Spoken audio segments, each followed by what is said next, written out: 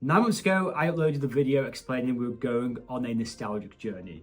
And I felt like it was about time I gave you guys an update just to see how that actually went, the successes we had, along with the failures, and to set some goals for the next 12 months. Now, in that original video, I explained to you that the goals for me was to keep unlocking that inner child of myself and within you guys. And also the fact that I'd never actually ever done anything career-wise for myself. So that was the first time of me actually putting myself first. So how did it actually go? Now, I'm gonna be really honest with you, 2025 was a super mixed year. I struggled a lot.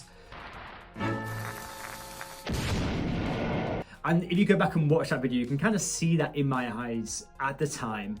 I had, or what I felt like I had, was an enormous amount of pressure on my shoulders.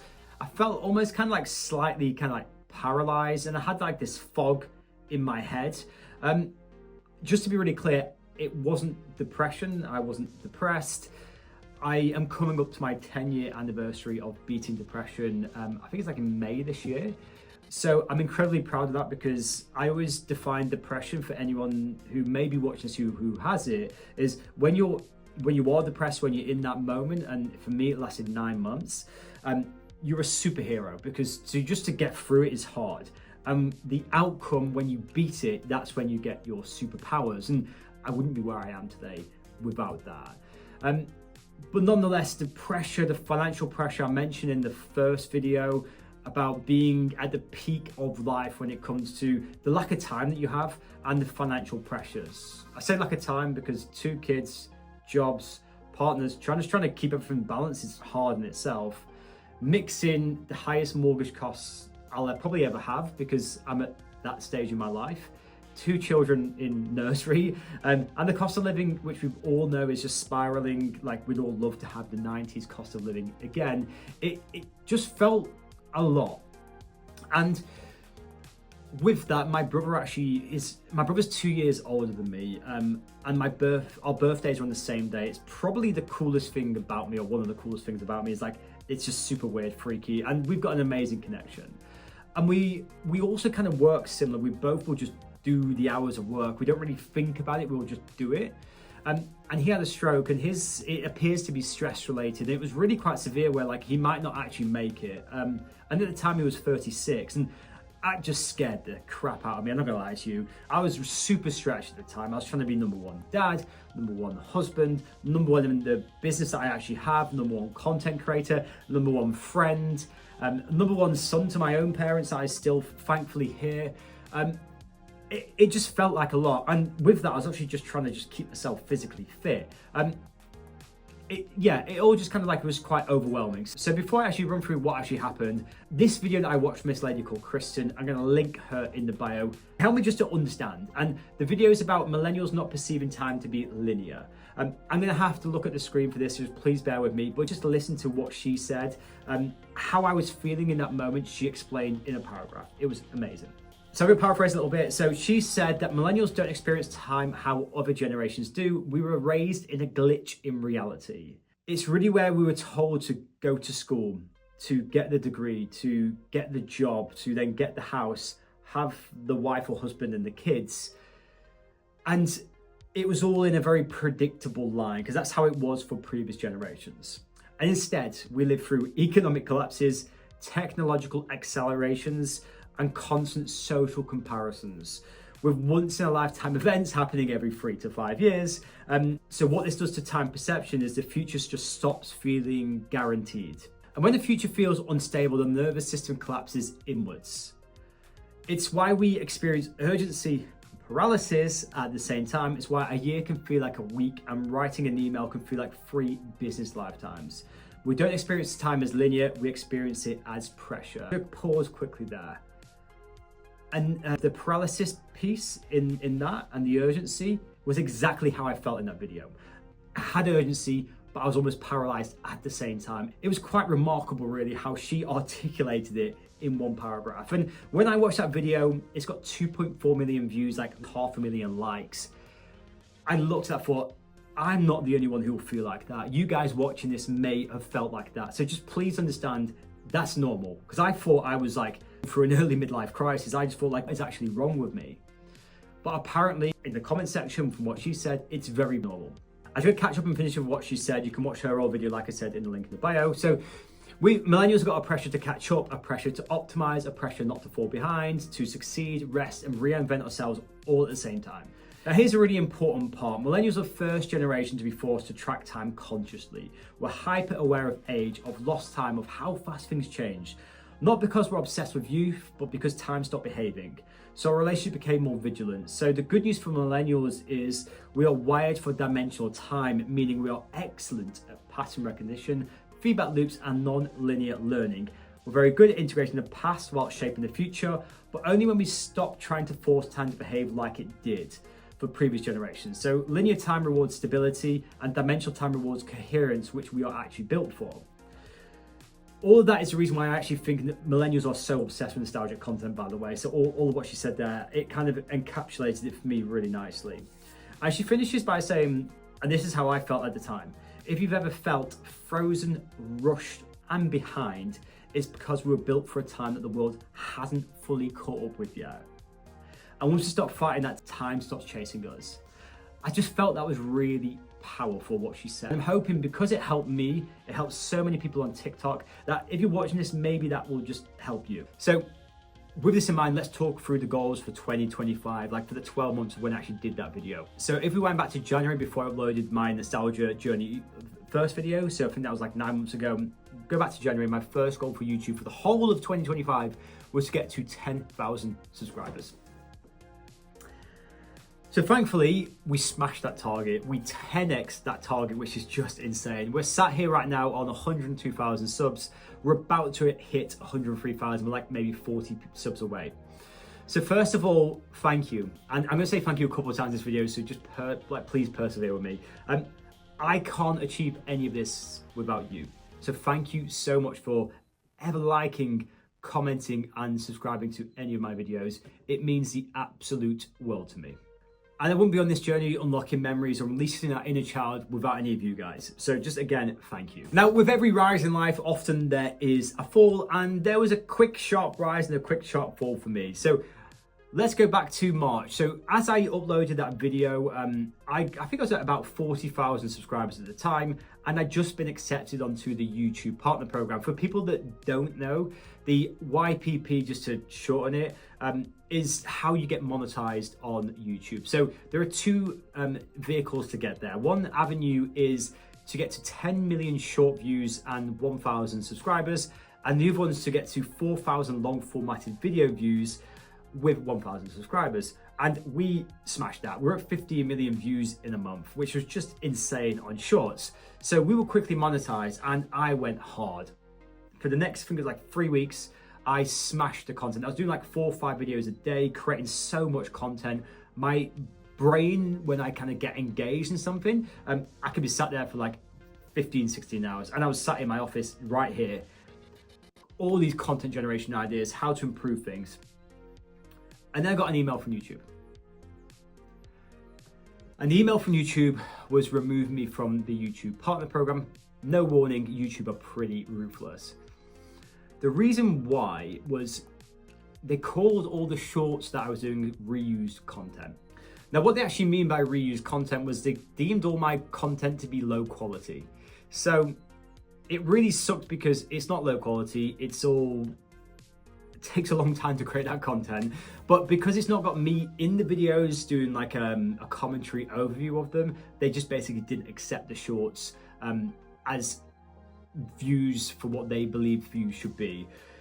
And this was really hard for me because after I got accepted, I started hammering the content, and I was like, I can change my career a lot quicker. And I just basically threw all my eggs into this one basket. I'd almost ignored the other business that I have. So there are a lot worse things going on in life. If you look at what's happened in 2025 with all the tragedy, for sure, it's all significantly worse than this. But it didn't mean it wasn't like a punch from Tyson or the bite on Holyfield's ear. It just felt hard. It's the first thing I'd ever really cared about career-wise, and it really did just hurt. It was a big punch, and it might sound really stupid to you guys watching this. It might not, but if you've ever really cared about something, it really just impacted me. And I'm someone who's used to overcoming challenges. I've had to do that since I was a kid from an environmental factor. I know how to do that, but this one I just really struggled with. But I sat there and I looked at my two children, I looked at my wife, and I've got a primary responsibility, which is to provide. So I had to dust myself down and pivot. I believe journeys, the destination will always be the same. The journey is always gonna be different. And it's gonna come in waves, and there's gonna be redirections. And I always know that. I always know if I say in my mind, I'm gonna achieve that, I will do it. When and how it's done is always the hard bit. That's the hard bit for everybody. So I had to redirect myself back to my other business. I've got one person who works with me in the other business, so I've got a responsibility to him as well to pay him and make sure that he gets his living. And we just worked, and we spent the next 6 months then I've got to provide for my family. We're losing money every month at the minute. First 4 months were a loss for 2025. And I just worked my arse off for the next 6 months. The nostalgia content and the journey had to just dip a little bit. I worked my arse off, and I managed to get us back to a positive financial position by the end of 2025. So rise, fall, back on the rise. And then I sat down with one of my clients in that business in November, and he goes to me complimentary and again really humbling. He said, "You're really good at your job. Why are you wasting your time on content creation, on doing this nostalgia stuff?" And I sat there, and this isn't from a video that I've watched, this just came from me internally. I just said to him, well, we're always wasting our time until it works. I said, everything that I've ever done, you're always wasting your time until you get that one win. And with content creation right now, you might sit there and say, you can make money in that other business, you're making nothing over here. Why would you focus here when it's not revenue generating? Well, you're wasting your time until it works. It might take 100 videos, it might take 1,000, it might take 10,000 videos, it might take 10 years. I will do this and I will make it work. And that conversation, along with the video that I actually watched about explaining how I was maybe feeling in that moment with Kristen, it just spurred me on. I felt motivated again. And I'm like, you know what? It almost felt like a challenge, almost like when someone says, you can't, it felt like saying, you can't do that, focus on this. That freedom of, I'm gonna show you. Sometimes in life, I'm someone who actually just needs that sometimes, and I've got no boss. So having someone to actually poke that out of you was really useful. And it's why I started doing the long formatted videos in December, because I'm not a New Year's resolution guy. I'm someone who just says, if I'm gonna do something, we're just gonna do it. So with that in mind, I started executing the content. So the rise, fall, rise, and now we've got to just keep going. Now, just on the very personal note, I've got two children who are now aged 2 and 4, and my son started school in September. And if you're a parent watching this, you may have been through that same journey. It's pretty heartbreaking, yet you're so proud at the same time. And it's heartbreaking because on the 30th of December, I took my kids to soft play, and my son Romeo said to me, "Dad, you can sit down. Basically, I don't need you." I felt like Woody when Andy just threw him away and picked up Buzz. It was heartbreaking. Yet at the same time, I was really, really proud. It's the best and worst thing being a parent is watching them grow up. But he started school. In the second week, he got a teacher's award for using his manners, which is something that was drilled into me as a kid, is to say please, say thank you, have gratitude, be appreciative. And the fact that you almost don't feel like anything's sinking into your kids sometimes when you're with them every single day, yet outside of your world, to achieve that was just awesome. And he got a head teacher's award as well. So he's settled into life there amazingly well. And my second son, Hudson, is me as a child. I'm someone who's got a lot of energy, had a lot of energy as a child. He's incredibly cheeky, gets away with everything. So I'm giving them like the 90s and 2000s kind of childhood, but I'm coupling that with the realities of kind of today. So I've got more videos on that type of content coming like later this year, how to kind of blend the two if you're interested. So again, make sure you're subscribed, because only half the people who watch my long formatted videos are actually subscribed. So just please hit the subscription button. Now let's just quickly look at the things that I failed at. So number one was the podcast for 2025. That just didn't happen. With the pivot I had to make, it just wasn't important. And the other one was the nostalgia flips. So basically buying stuff for a small price, selling them for more, and just flipping it as we went along. The idea was good, but the reality of time, I just didn't have it. So with this in mind, there are 2 additional failings that we did have. Let's look at what the next 12 months is actually going to look like for me. And let's actually just dissect these goals. Now, with me failing in the podcast creation for 2025, that is very much live and kicking for 2026. I've got 2 guests already lined up. The idea of the podcast came to me from somebody else. They watched this on the long formatted video, so thank you for that. I can't name them because they're going to be a guest, and it will just ruin it all. But they gave me the idea for it, so it's super awesome. Expect the first one in Q2, but I am going to try and aim for the back end of Q1. The why is just guest availability, and me, I don't know how to do a podcast, so I got to figure all that stuff out. So that's goal number 1. Goal number 2 is to get to 4,000 watch hours. You'll be sat there thinking you've got 102,000 subscribers. If everyone just watches like 4 minutes, I can get there. That's true. The reality is the view count on my long formatted videos, as you can see, it just needs to improve, and I need to get better. I am 10% of the way there. So when I say every second and minute you watch of the long formatted videos means something to me, it really does. And I get I'm taking up your time, your eyeball time, and I get it's not easy. But I'm hoping as I unpeel more layers of me, and basically make the content better. I've done maybe 2,000 or 3,000 shorts. It's the reason why the shorts work. I've done 8 or 9 long formatted videos. I've got a long way to go to get really good at this. And just from speaking in front of the camera, a long way to go to improve, but I'm committed to doing it. I'm committed to working, and I will just get better. So thanks for persevering with me. We'll get better as we go along, and just please, if you can watch the long formatted videos with the shorts, it would just mean everything in the world to me. So goal number 3 is to do a nostalgic meetup in the UK. So for 2026, it'll be the UK. Now, I'm going to go back to America in 2027. I'm taking my kids to Disneyland, Florida. I can't wait for that because I always wanted to do that as a kid, and I just never had the opportunity to do it. So after a few years of saving, my kids are at the right age to go then. So I'm going to aim to do one then, albeit I appreciate America as a massive place. It's unlikely that it's going to happen, but hey, let's just give it a shot. Let's give everyone enough time and see if we can actually make that one a reality as well. But doing nostalgic meetups, because I feel as if like it would be a good way for me to kind of give my time back to all the people who've given me your time for watching these videos. End 2026 in a position to replace my actual income with this. So part of getting monetized on this program, and speaking about money for people is quite uncomfortable, but I just make it kind of more comfortable because at least I just feel like if I'm being honest with you guys, then it's maybe helpful and useful. I'm not going to sell you products. Might create some of my own merchandise, by the way, which is like more stuff which I think is cool, which people may buy or may not buy, but I'm not going to sell myself out. I'm not going to sell you guys stuff that I just don't ever believe in. I'm not going to use that as a revenue like generator. The revenue generated for me is YouTube, it's TikTok, it's Facebook. So I want to be in a position in 12 months time when we do another one of these videos, I'm going to do more in between, but do a yearly update video. I can be in a position where actually we've achieved it, we've done it. Let's see, I'm going to go for it back into this year, back into 2026, for 2027 to replace that income. That's the goal for the next 12 months. Goal number 5, and there's a bonus goal. So goal number 5 is to expand my nostalgia collection. As you guys may have seen recently, I've bought my original whole set of Pokemon cards. That meant a lot to me, and I'm lucky to be in a position where I could actually buy that because these things are ridiculously expensive now.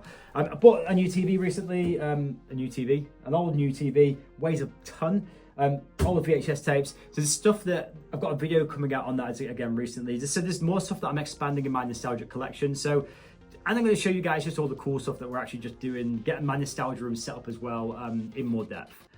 And the bonus one, number 6, is doing more lives. So I want to just give back to you guys more, help wherever I can. Sometimes it might be promoting you guys, sometimes it might be whatever it can be, even just having a random chat with a random guy. Sometimes it can just be really useful in life. So that's kind of a bonus goal for number 6. That's just my everyday of how I want to live my life as a human. Now finally, just thank you again, and I'm going to sound like a broken record, but thank you again for everything that you have done for me.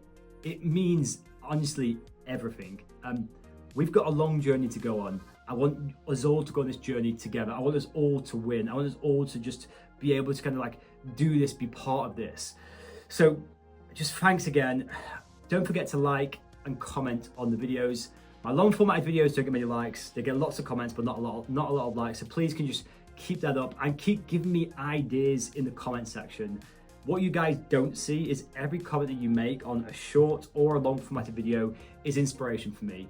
I observe all the comments to see, okay, what can I put into my next video? What can my next video be about? What's important to you guys? Sometimes it's just unlocking memories within me, by the way. So just don't forget to keep doing that. Thank you again. I hope you had an awesome festive period, and let's go crush 2026.